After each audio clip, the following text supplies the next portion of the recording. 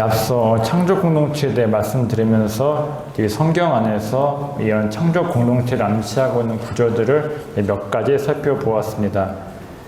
그건 성경 아니라 이제 영성으로 들어가서 우리 영성 안에 이러한 공동체를 암시하는 것이 또 어떠한 것이 있는지 그 두 가지 예를 간단히 살펴보도록 하겠습니다.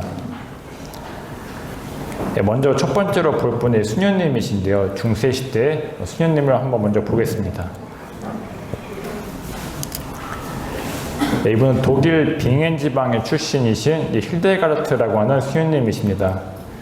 1098년부터 1179년까지 사신 분이시죠. 근데 이분은 수식어가 화려합니다. 베네딕토의 수녀, 신학자, 설교가, 작곡가, 의학자, 자연치료사, 식물학자, 동물학자. 굉장히 수식어가 화려하죠. 중세시대 때 지금처럼 이렇게 교육이 쉽지 않았던 시대에 이분은 정말 많은 것을 하신 수녀님으로 볼 수가 있습니다. 실제로 이분이 실제로 음악도 작곡하시고 하셨다고 해가지고 작곡가로 알려져 있고, 뭐 자연치료사, 식물학자, 동물학자. 또 이분이 재미있게도 오늘날도 있는 반려동물을 통한 치유법이 있죠. 이분이 이미 이 당시에 그걸 발견해가지고 책으로도 남긴 분이라고 합니다. 오늘날 예를 들면 반려동물, 강아지라든가 고양이 어떤 정신적인 어려움들을 치유하는데 도움이 된다라고도 하는데 이때 이미 이분은 그걸 발견하신 분이신 거죠. 굉장히 화려한 수식어를 갖고 있는 분으로 볼 수 있습니다.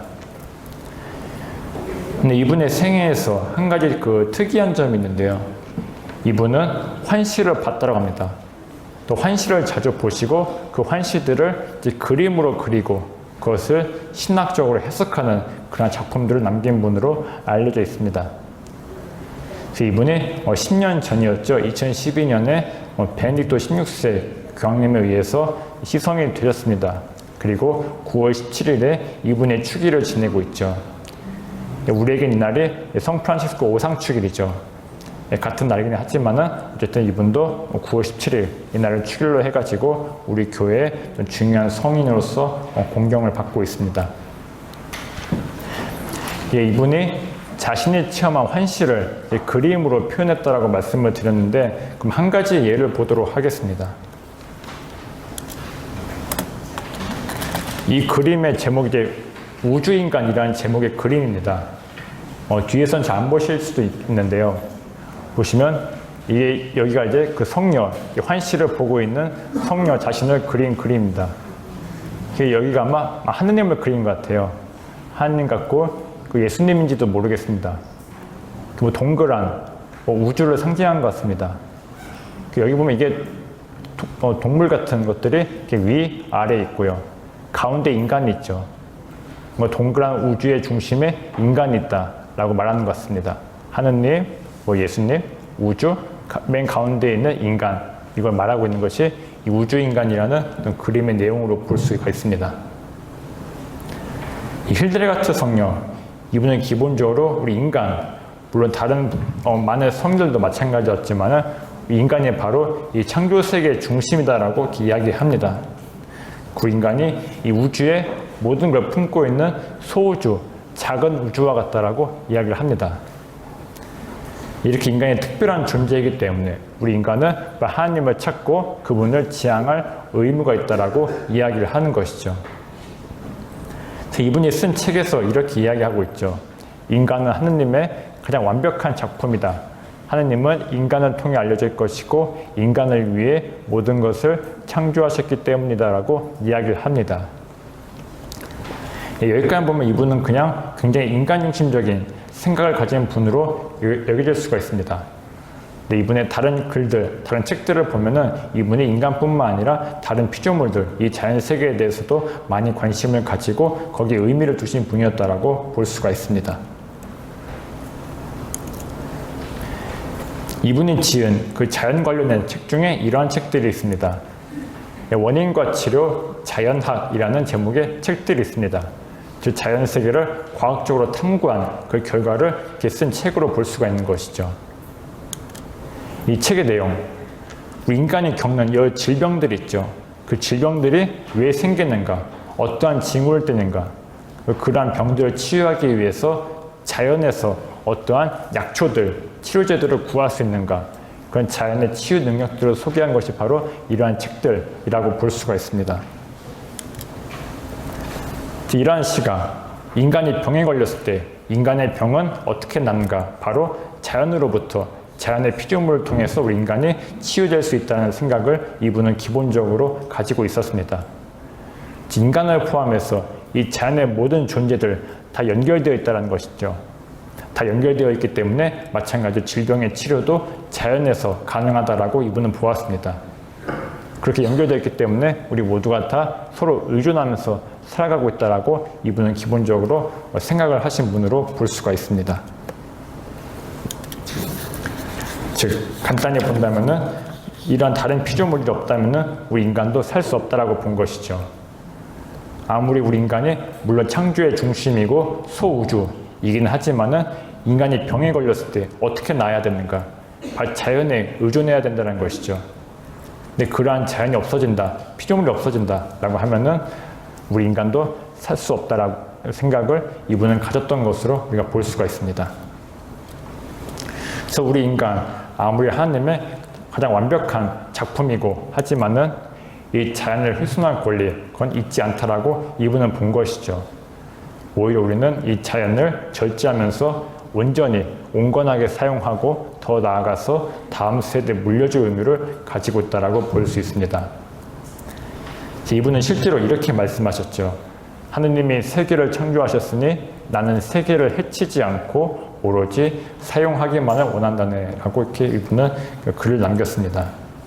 세상에 대한 태도, 어떤 무자비한, 어떤 무절제한 이것이 아니라 온전하게, 온건하게 사용하고 물려주는 것, 이 자연에 의존해야만 살아간다는 시각, 이것을 이미 중세시대 때 이 힐데가르트 성녀는 가지고 있었다라고 볼 수 있겠습니다.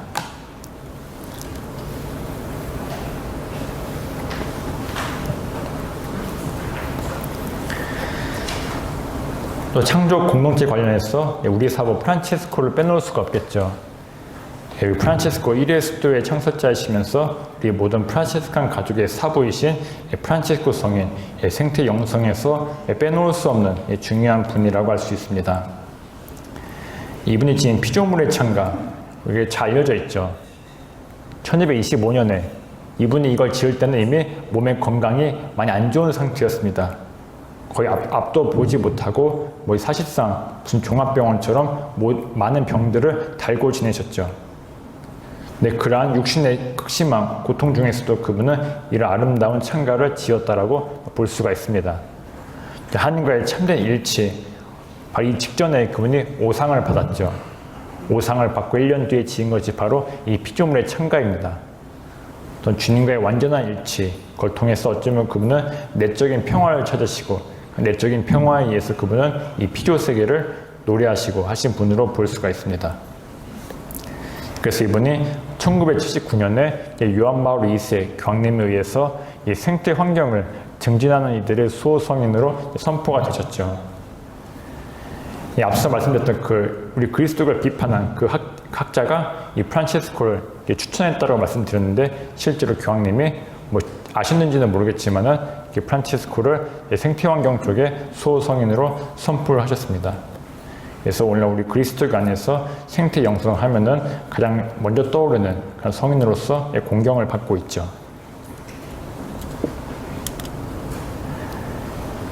프란체스코의 생태 영성, 한마디로 어떤 가족으로서의 관계랄까요? 이런 가족적인 모습, 그걸 우리가 들 수가 있겠습니다. 다른 피조물들을 자신의 한 가족으로서 사랑한 그러한 모습이 프란체스코에게서 잘 보여지고 있죠. 프란체스코의 많은 전기들이 프란체스코와 피조물의 일화를 전하고 있습니다. 한 가지 예를 든다면은 토마스 첼라노가 지은 이생엔 이러한 또 이야기가 전해지고 있죠. 꿀벌들의 이야기. 프란체스코가 꿀벌들이 겨울에 죽지 않도록 꿀과 포도주를 내주라고 명하였다라고 이렇게 전하고 있습니다. 그가 모든 동물들을 형제라고 불렀고 또 동물 중에서도 온순한 것을 더 좋아하였다라고 토마스 첼라노는 전하고 있죠. 이런 프란체스코의 모습, 그에 이로해서 우리는 프란치스코가 피조물에 대해서 또 우월감이랄까 지배의식 이걸 가지지 않았다는 것을 엿볼 수가 있습니다. 그들 모두를 형제로서 이렇게 받아들이고 대했던 것이죠. 인간뿐만 아니라 모든 피조물까지 포용하는 이런 보편적인 형제의 모습이 프란치스코의 여러 전기에서 잘 나타나고 있습니다. 그가 직접 지은 피조물의 참가에서도 마찬가지죠. 형제 자매라는 이런 호칭들을 붙이면서 해와 달, 바람, 불, 물, 땅 이런 것들을 형제 자매로 부르고 있습니다. 한 가지 재미있는 것은 피조물의 참가를 잘 보시면은 사실 꽃이라든가 동물이 직접 나오지 않습니다. 그것들을 형제라고 이렇게 부르지 않는 것이죠. 재미있는 것은 프란치스코가 살던 시대 때, 중세 때는 이 바람, 다른 말로 하면 공기라고 볼 수가 있겠죠. 공기, 불, 물, 땅, 이 네 가지가 만물을 이루는 네 가지 요소라고 보았습니다. 즉, 이 세상의 모든 피조물들, 모든 존재들은 이 네 가지 요소가 합쳐져 가지고 이루어졌다. 그리고 인간은 이 네 가지 요소가 가장 적절하게 균형을 이루어 가지고 만들어진 존재가 바로 인간이었다라고 이 프란치스코가 살던 중세 때는 생각을 했던 것이죠. 그래서 비록 꽃이라든가 동물이 직접 나오진 않지만은 이러한 바람, 불, 물, 땅 이 어떤 만물의 네 가지 요소들을 통해서 그런 모든 피조물들을 대표하고 있다라는 식으로 우리가 생각을 해볼 수도 있겠습니다.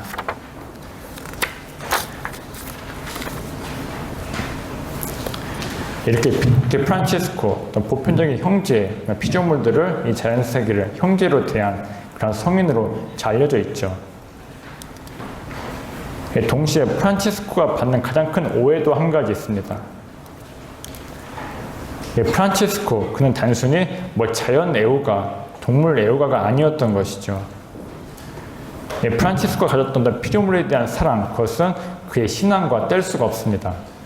즉, 그가 가졌던 피조물에 대한 사랑과 이런 관심들, 애정, 그것은 바로 그가 지니고 있었던 하나님에 대한 신앙의 표현이자 결과로서 나온 것이라고 볼 수가 있는 것이죠.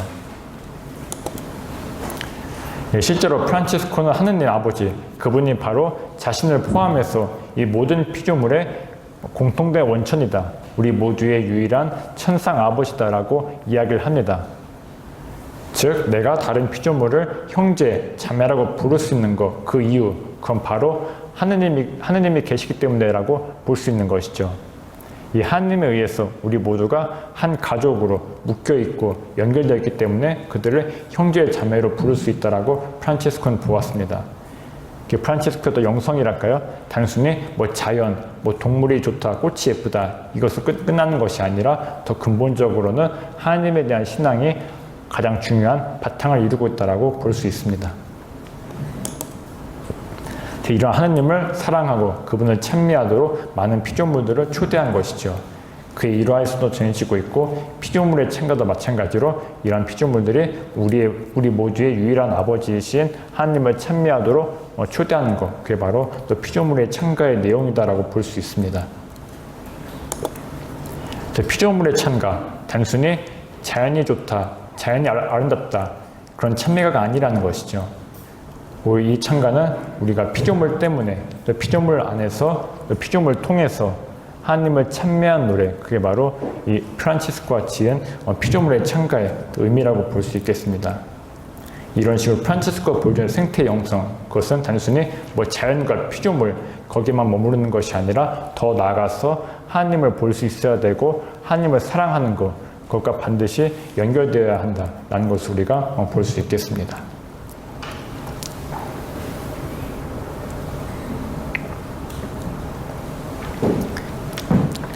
이러한 프란치스코의 영성이 현대에 들어와서 교황님의 문헌 회칙 찬미바소서에서도 그대로 계승이 되고 있죠.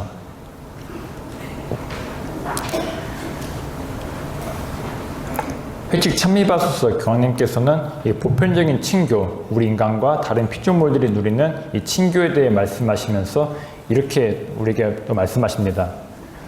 생명을 사랑하시는 주님, 모든 것이 당신의 것입니다.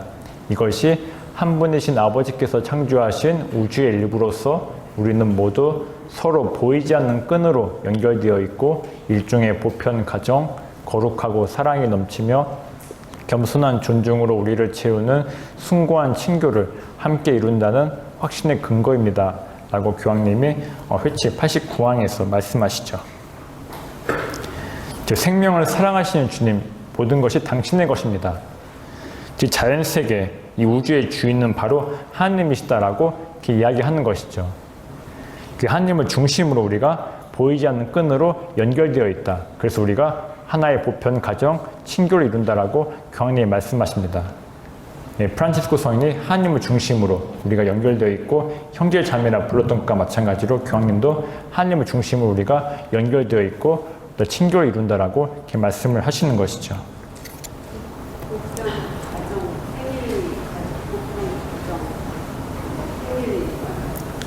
패밀리요? 아마 예, 유니버설 패밀리라고 나와 있을 거예요. 아마 그 영어 보시면 예. 이러한 공동체, 어떤 보편 가정에서 우리 인간도 예외가 될 수가 없는 것이죠.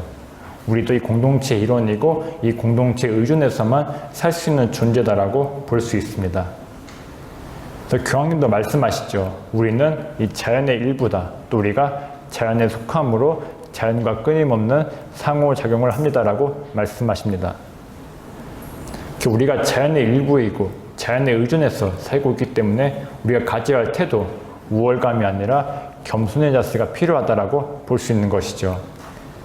우리의 삶이 내가 잘나서 그것이 아니라 다른 존재들 덕분에, 이 자연 덕분에, 다른 피조물 덕분에 내 삶이 지탱이 되고 있다. 이걸 볼 수 있는 겸손의 자세가 우리에게 필요하다라고 할 수 있습니다. 더 나아가서 성 프란치스코와 다른 피조물들을 정말 이 공동체, 형제 자매로 본 것처럼 그러한 영적인 태도가 우리에게 필요하다라고 볼 수 있겠죠. 동시에 우리 인간, 단순히 하나의 피조물로 끝나는 것이 아니라 우리는 하나님의 모상이다라고 또 얘기를 하고 있죠. 이 하나님의 모상이라는 거, 또 우월감의 의미로 보는 것이 아니라 책임의 의미로 볼 필요가 있다라고 할 수 있습니다. 우리가 하나님의 모상, 그분을 닮은 존재이기 때문에 이 공동체를 지탱하고 지켜야 된다. 하나님의 뜻에 따라서 이 공동체를 유지하고 지킬 책임이 우리에게 있다. 이런 책임의 관점에서 또 우리 하나님의 모상이라는 것을 이해할 필요가 있겠습니다.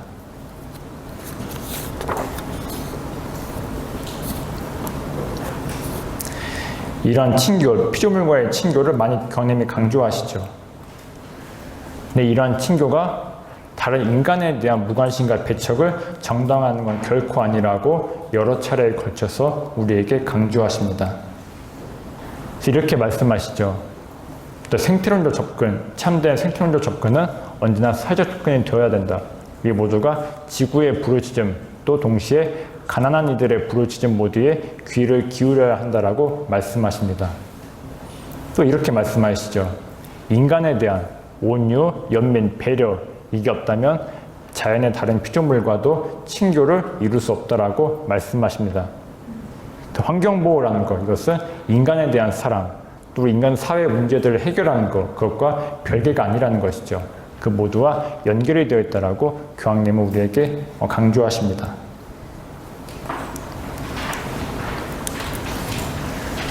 그래서 자연에 대한 사랑과 존중은 인간에 대한 사랑과 존중과 뗄 수가 없다. 우리가 인간 사회의 문제들, 그것들 다 무시하면서 동물을 보호하고 식물만 보호하고 이것은 참된 환경 것이 아니다라고 교황님이 말씀하십니다. 우리가 앞서 보았던 것처럼 모든 것이 다 연결되어 있는 하나의 공동체이기 때문에 이 생태 위기, 또 인간 사회 위기, 다 하나의 위기라는 것이죠. 그래서 이 모두를 해결하기 위해서는 우리가 이 모두를 아울 수 있는 더 넓고 통합적인 접근, 시야가 필요하다라고 말씀하십니다. 그런 의미에서 바로 우리에게 말씀하시는 것이 통합 생태론으로 볼 수가 있는 것이죠. 자연만이 아니라 모든 존재들을 다 아우를 수 있는 관점.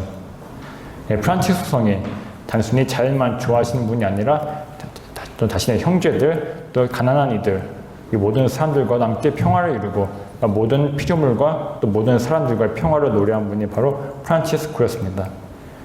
그런 프란치스코의 모범을 따라가지고 우리도 이러한 통합적인 넓은 시야와 접근이 필요하다라고 볼 수 있는 것이죠. 그래서 이렇게 우리가 통합 생태론의 삶을 살아야 한다라고 교황님은 우리에게 말씀하십니다.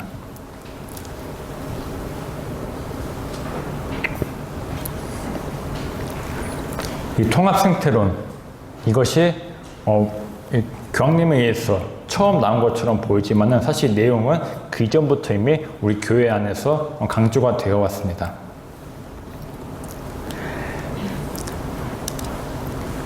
2007년에 당시에 교황이셨던 베네딕토 16세 교황님께서 평화 생태학이라는 개념을 이렇게 말씀을 하셨죠.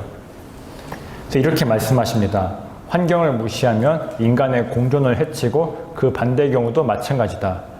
그래서 피조물과의 평화, 인간 간의 평화에는 다 연관성이 있다. 다 연결되어 있다라고 이미 베네딕토 16세 교황님도 말씀하셨습니다. 환경을 무시하면 인간의 공존을 해친다. 수많은 예들을 들 수가 있죠. 기후위기 때문에 국토가 수몰이 되기도 하고 섬나라들 같은 곳은 그렇답니다. 또 가뭄이라든가 홍수 등등의 재앙으로 우리의 삶이 위협을 받고 있죠. 또 제가 최근에 본 뉴스에 이런 것이 있는데, 이 환경 문제, 기후위기 때문에 그 국경에 분쟁이 일어날 가능성이 있다고 합니다. 유럽에서 스위스랑 이탈리아가 있죠. 그 스위스 이탈리아가 알프스 산맥 거기서 어떤 걸 기준으로 국경을 정하는데, 그 알프스의 빙하가 녹으면서 기존의 국경선이 이제 바뀌고 있다고 합니다. 그러다 보니까 이러한 것이 이제 또 두 나라 간의 국경 분쟁으로 이어질 수가 있는 것이죠. 또 인간의 공존을 위협하는 것으로 볼 수가 있습니다. 또 이러한 예도 들 수가 있죠. 약 10년 전에 중동에서 아랍의 봄이라고 많은 시위가 있었습니다. 또 그 비슷한 시기에 시리아에서 내전이 일어나고, 또 지금은 많이 없어졌지만은 IS 같은 그 테러 단체들이 많이 생겨났었죠. 당시에 그때 중동 상황, 시위가 많이 일어나고 내전이 일어나고 테러가 빈번한 그 당시의 중동 상황, 그것이 기후변화와도 관련이 있다라고 얘기하는 분들이 있었습니다. 어떻게 관련이 되는가? 그 당시 기후위기, 그 이상기후 때문에 중동 지방과 러시아에서 그 밀의 생산이 줄었다고 합니다. 밀의 생산이 주니까 그 당시에 러시아에서는 이제 밀 수출을 통제하는 것이죠. 자국민들 먼저 먹이기 위해서 중동으로 수출할 밀의 양들을 줄이고 통제합니다. 그러다 보니까 중동 국가들은 밀을 잘 수입을 못 해오고 밀의 가격이 상승하겠죠. 식량 위기가 옵니다. 그러니까 식량 위기가 오면서 사회의 불만, 그동안 쌓였던 불만들이 이제 터지게 되는 것이죠. 그러면서 시위가 일어나고 또 내전이 일어나고, 또 그게 혼란한 사회를 틈타가지고 IS 같은 테러 단체가 생기면서 활동을 하게 됩니다. 이런 식으로 기후변화라는 거 아무나 상관이 없어 보이지만은 다 연결되어가지고 또 사회의 혼란과 불만을 더 폭증시키고, 그 결과 테러까지도 일어나게 하는, 이걸 보았을 때 환경 문제, 기후변화라는 것이 이런 식으로 인간의 공존, 평화도 위협하는 요인이 된다라고 볼 수 있습니다. 그 반대의 경우, 인간의 공존이 평화가 위협받으면서 환경이 파괴되는 것, 그 예들도 이렇게 많이 있죠. 우크라이나 전쟁, 지금은 자세한 잘 모르지만은 그 원자력 발전소가 있죠. 이 전쟁 때문에 이 발전소가 만약에 큰 피해를 입으면은 그 방사능 피해가 정말 걷잡을 수 없이 커질 수 있다라고 이렇게 많은 우려를 보내고 있습니다. 또 우크라이나 전쟁 동안에 러시아군이 우크라이나의 화학 공장들을 폭격을 하면서 그 공장에 있는 화학 물질들이 대기로 방출이 되고 강으로 다 스며들면서 그 우크라이나 자연 환경에 피해를 주고 있다라고 또 우려를 하고 있죠. 또 전쟁 초창기에 그 당시에 러시아에서는 그 산불이 많이 일어났습니다. 러시아 시베리아에서 산불이 났는데, 그 당시 그 산불을 잘 진화를 못해가지고 피해가 컸다고 합니다.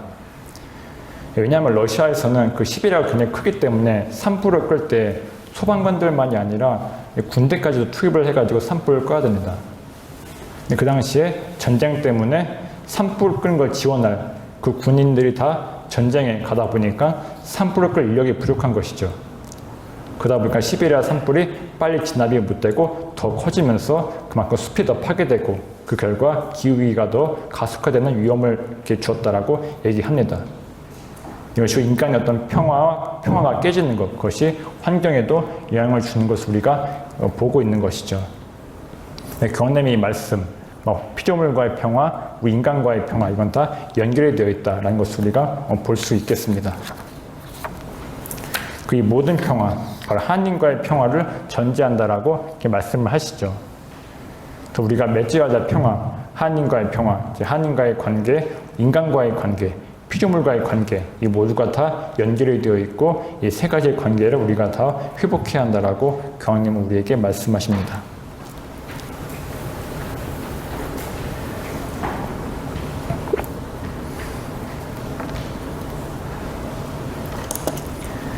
또 통합 생태론 관련해서 우리 프란치스코 교황님께서는 몇 가지 예들을 들고 계시죠. 환경, 경제, 사회 생태론을 말씀하십니다. 환경 보호라는 것, 그것은 어떤 경제 발전, 또 사회 제도와 또 별개의 문제가 아니라고 말씀하십니다. 우리가 환경을 보호하기 위해서, 그러기 위해서는 어떤 경제의 문제, 이 경제 발전도 돌아봐야 된다. 또 이웃만을 추구하고 사람들의 소비 심리만 부추기는 그런 경제 발전으로는 결코 환경을 보호할 수 없다라고 말씀하십니다. 사회 제도도 마찬가지죠. 환경 파괴를 자행하는 여러 것들을 통제하는 그런 제도와 시스템이 있어야 되는데 그것들이 부실하면 당연히 환경 보호는 할 수 없을 겁니다. 사회 제도의 문제도 환경 보호를 위해서 필요하다라고 말씀을 하시는 것이죠.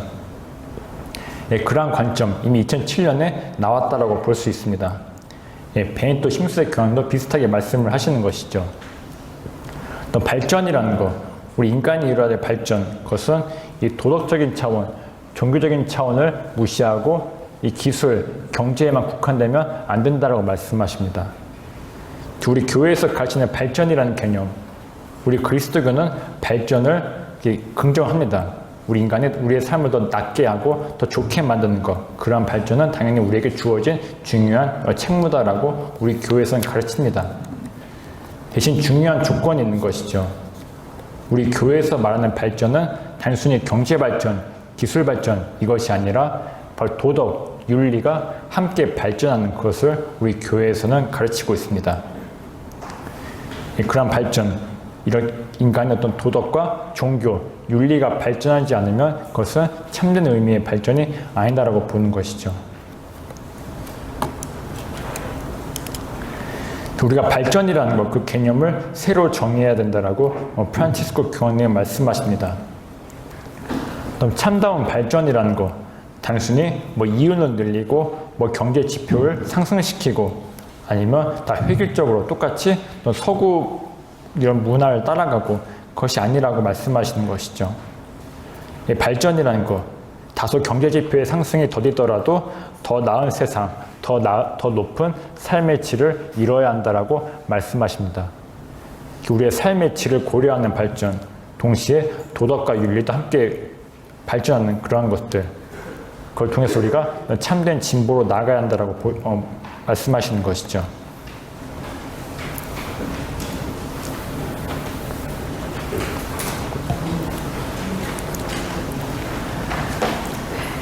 이러한 환경, 경제, 사회 생태론에 이어서 또 교황님은 우리에게 문화 생태론도 말씀하십니다. 우리 인간이 이 지구에서 다양한 환경에서 이루고 전수해온 고유한 문화들을 보호하는 것, 그 문화의 보호가 이런 생태 위기를 극복하는 것과 별개가 아니다라고 이렇게 말씀하시는 것이죠. 이런 고유한 문화에서 우리는 이 자연을 대하는 또 영감이랄까 좋은 영감들을 받을 수 있고 영향을 받을 수 있다라고 우리에게 말씀하십니다.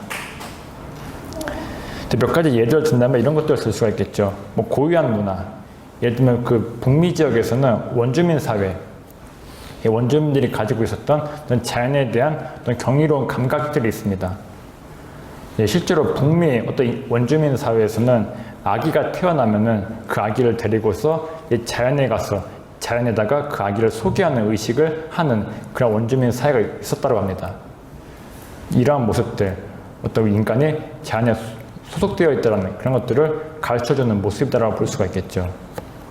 이러한 문화들이 가지고 있는 이런 어떤 좋은 점들, 그것이 오늘 우리가 자연을 대하는 어떤 관계, 태도에도 영향을 줄 수 있다라고 이렇게 볼 수 있습니다. 이러한 의미에서 문화를 보호하는 것, 그것도 우리에게 중요한 일이다라고 말씀하시는 것이죠.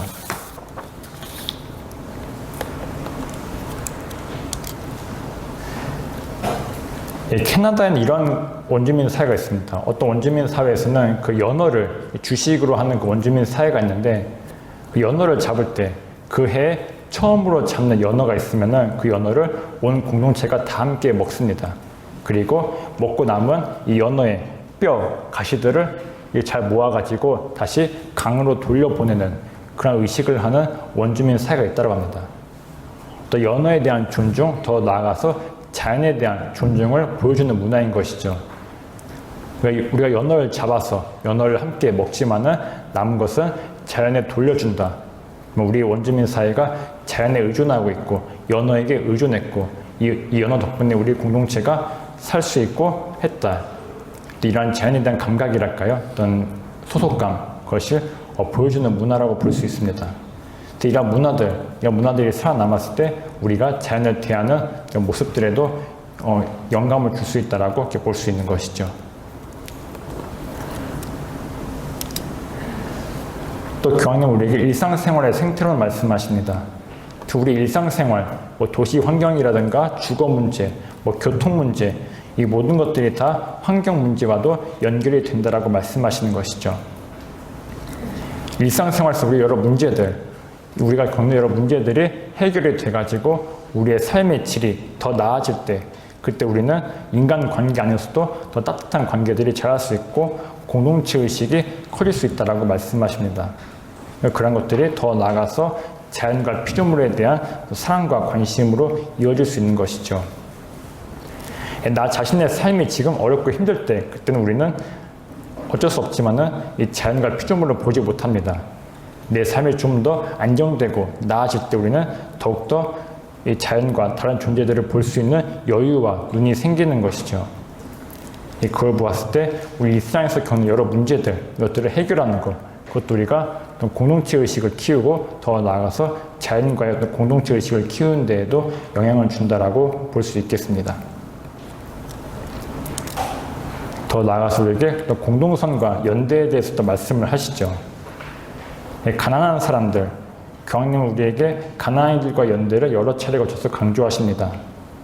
이들이 바로 환경 위기에는 영향을 많이 주지 않지만은 그 피해는 가장 크게 입고 있다라고 말씀을 하시는 것이죠. 가난한 이들, 그들을 연대하고 그들을 위해서 우선적으로 선택하고 양보할 수 있는 이러한 자세가 우리에게 필요하다. 그들과 가진 것을 나눌 수 있는 이러한 자세가 필요하다라고 교황님 우리에게 말씀하십니다. 또 미래 세대도 말씀하시죠. 이 지구가 우리 세대에서 끝나는 것이 아니라 우리 다음 세대도 우리와 마찬가지로 이 지구에서 살고 필요한 걸 얻을 수 있도록 이 지구를 지켜야 한다라고 말씀하십니다. 지금 이 세대, 우리 세대가 바로 이 지구를, 미래 세대가 살만한 지구를 물려주는 것에 관심을 보이는 첫 세대다라고 말씀을 하시죠. 이런 후손들, 미래 세대에 대한 책임을 우리가 자각해야 한다라고 말씀하십니다.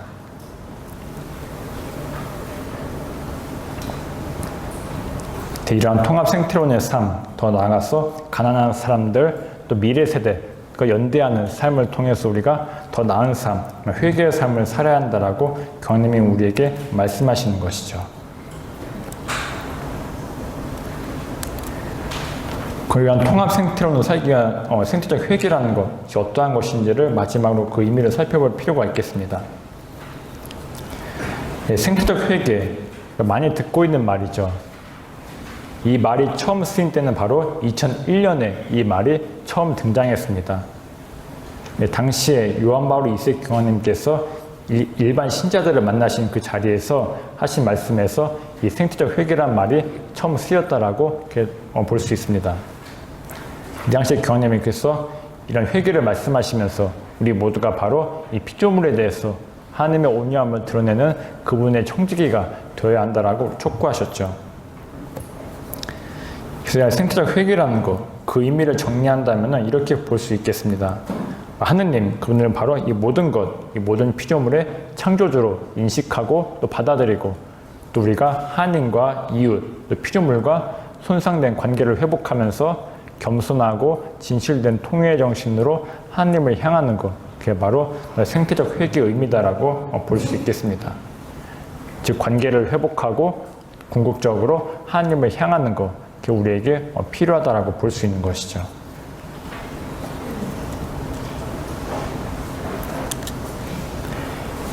이러한 회개의 출발점, 바로 우리의 내적인 변화가 그 출발점이다라고 볼 수 있습니다. 2002년에 요한 바울 2세 교황님과 이 동방정교회 총대주교 바르톨로메오 1세라는 분, 이 두 분께서 환경윤리에 관한 선언문을 함께 발표하셨죠.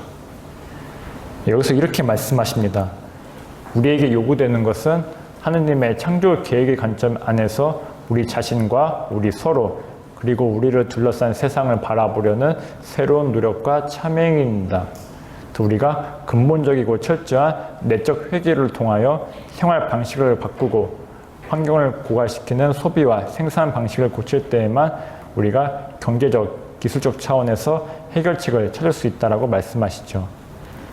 즉 회개의 출발점, 그럼 바로 우리의 각자의 마음의 변화, 태도의 변화, 생각의 변화, 이런 내적인 회개가 먼저 우리에게 필요하다라고 두 분 지도자께서 우리에게 말씀하신 것으로 볼 수 있겠습니다. 어떤 규제에 의해서 억지로 하는 것이 아니라 우리 각자 이런 마음의 변화가 먼저 선행이 되어야 한다라고 말씀하시는 것이죠. 호주 주교회에서 같은 해에 이러한 말씀을 하셨습니다. 우리가 피조물과의 화해를 이루려면은 우리의 삶을 성찰하며 우리의 행위와 방관으로 어떻게 우리가 하느님의 피조물에 해를 끼쳐왔는지 깨달아야 합니다.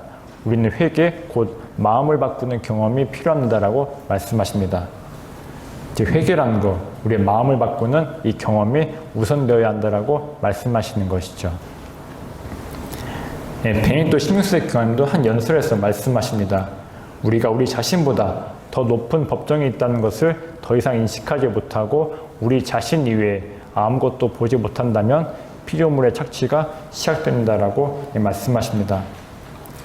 또 우리의 삶만 보는 것, 인간 중심 이것이 아니라 우리를 둘러싼 이 사회를 같이 볼 수 있고 또 우리를 둘러싼 창조 세계를 바라볼 수 있는 그런 노력과 참회 행위, 더 넓은 시야가 필요하다라고 우리에게 말씀하십니다.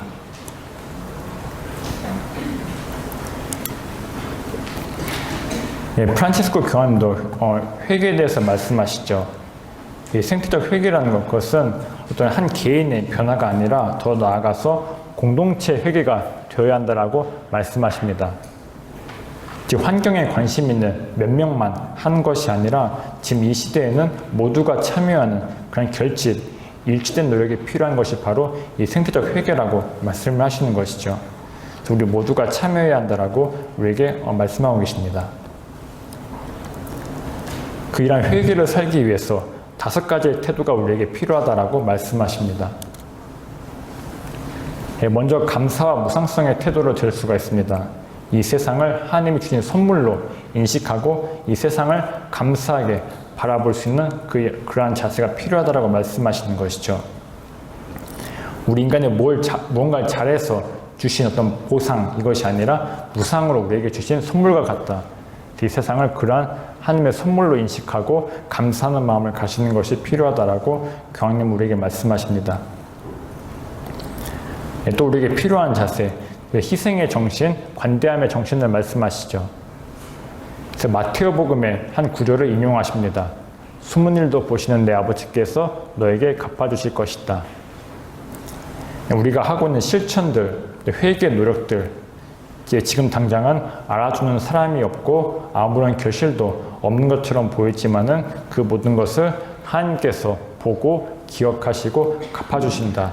이런 믿음이 필요하다라고 말씀하십니다. 하나님에 대한 믿음을 통해서 우리가 희생의 정신, 그 잃지 말아야 한다라고 교황님이 우리에게 말씀하시는 것이죠.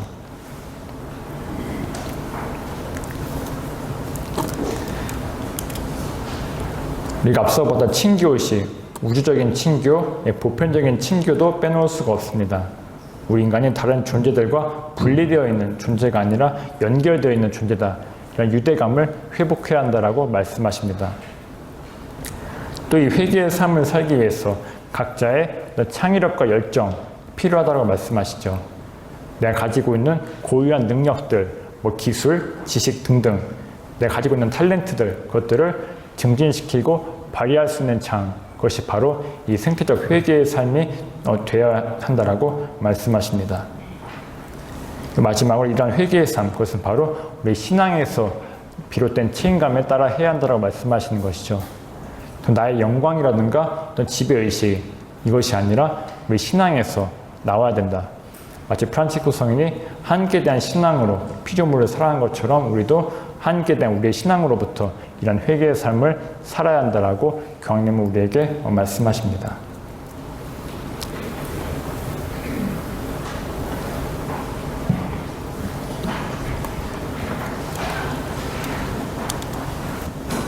예, 우리 과학에서 우리 인간을 학명으로 부를 때 호모 사피엔스라고 부릅니다. 사피엔스가 라틴어로 지혜란 뜻입니다. 즉 우리 인간은 지혜로운 사람, 현명한 사람이란 뜻으로 호모 사피엔스라고 부르는 것이죠.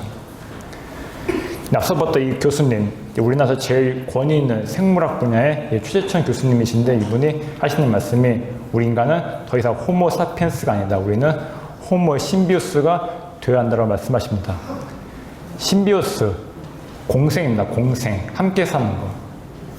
우리 인간은 더 이상 지혜로운, 현명한 존재가 아니라 호모 심비오스, 공생하는 인간, 다른 존재들과 공생하는 인간이 되어야 한다고 말씀하십니다. 공생인이라고 볼 수 있겠죠. 공생인, 공존하는 사람. 우리가 앞서 보았던 것처럼 우리 인간이라는 존재, 이 창조 공동체의 일부고 함께 살아가야 되고 거기서 의존하고 있는 존재다라고 이렇게 보았습니다. 우리 인간은 다른 존재 없이는 살 수가 없는 것이죠.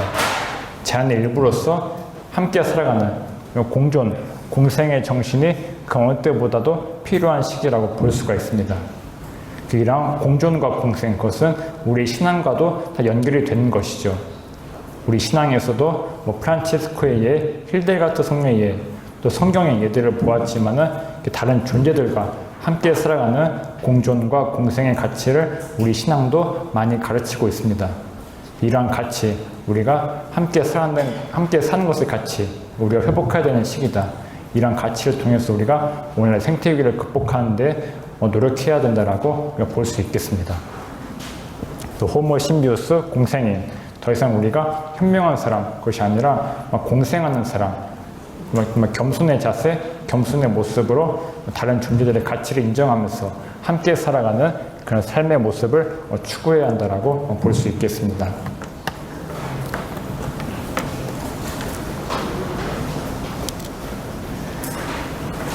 오늘 강의를 마치면서요, 마침 기도로는 이 코린토일서 이 말씀을 읽는 것으로 마칠까 합니다.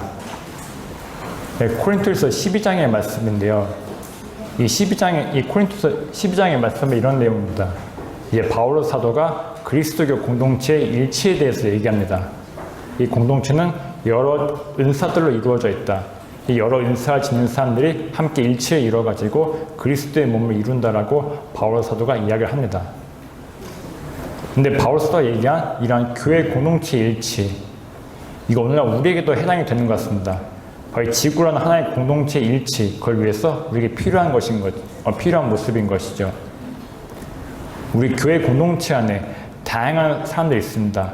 여러 직분들이 있고 다양한 신자분들, 또 다양한 가정, 이 여러 다양한 분들이 함께 어울려가지고 함께 일치를 이루면서 사는 것, 그게 바로 교회 공동체의 모습인 것이죠. 오늘날 이 지구, 우리가 함께 공존하고 공생하는 호모 심비우스가 되어야 되는 이 지구도 마찬가지라고 볼 수 있습니다. 이 지구, 우리 인간만 있어서는 살 수가 없는 것이죠.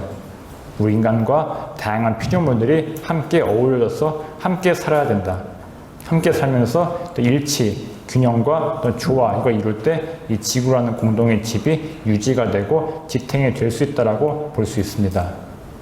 그래서 바울 사도가 우리 이야기한 이런 교회 공동체의 다양성과 일치, 오늘날 우리에게 이 지구라는 공동의 집의 다양성과 일치를 위해서도 의미 있는 가르침이라고 볼 수 있겠습니다.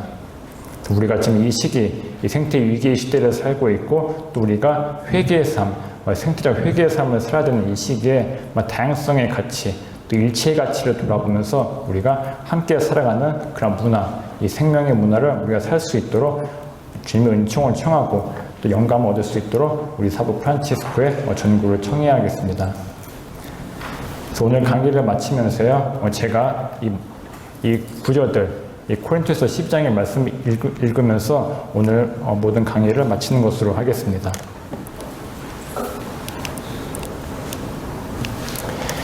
네, 그럼 마침 기도 바치겠습니다. 성부와 성자와 성령의 이름으로 아멘. 몸은 하나이지만 많은 지체를 가지고 있고 몸의 지체는 많지만 모두 한 몸인 것처럼 그리스도께서도 그러하십니다. 우리는 유다인이든 그리스인이든 종이든 자유인이든 모두 한 성령 안에서 세례를 받아 한 몸이 되었습니다. 또 모두 한 성령을 받아 마셨습니다. 몸은 한 지체가 아니라 많은 지체로 되어 있습니다. 발이 나는 손이 아니니 몸에 속하지 않는다고 말한다해서 몸에 속하지 않는 것이 아닙니다. 또 귀가 나는 눈이 아니니 몸에 속하지 않는다고 말한다해서 몸에 속하지 않는 것이 아닙니다. 온몸이 눈이라면 듣는 일은 어디에서 하겠습니까? 온몸이 듣는 것뿐이면 냄새 맡는 일은 어디에서 하겠습니까? 사실은 하나님께서 당신이 원하시는 대로 각각의 지체들을 그 몸에 만들어 놓으셨습니다. 모두 한 지체로 되어 있다면 몸은 어디에 있겠습니까? 사실 지체는 많지만 몸은 하나입니다.